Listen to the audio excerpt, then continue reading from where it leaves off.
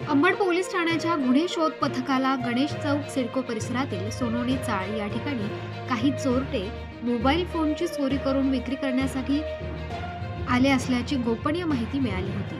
त्या अनुषंगाने गुन्हे शोध पथकाचे पोलीस उपनिरीक्षक नाईक शेख, पोलीस शिपाई शिंदे, गायकवाड, राऊत, जाधव, भोये, निकम या टीमने सापळा रचून आरोपी योगेश शांताराम गायकवाड वय वर्ष 19, अक्षय कुमार समाधान पगार वय वर्ष 20 राहणार दोघेही महाकाली चौक सिडको यांच्यावर छापा टाकून त्यांना अटक केली।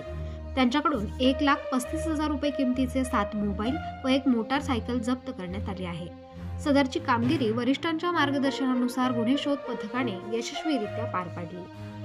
प्रबंधभूमी महाराष्ट्र न्यूजसाठी प्रकाश बागुल, अंबड, नाशिक। माननीय पोलीस आयुक्त संदीपजी कर्णिक सर यांनी जबरी चोरी गुन्हे करणारे जे आरोपी आहेत त्यांचा शोध घेऊन आणि गुन्हे उघडकीस करण्याबाबत आम्हाला आदेशित केलेले होते। त्यानुसार आज रोजी अंबड पोलीस स्टेशन हद्दीत एक मोबाईल स्नॅचिंगचा प्रकार झाला होता।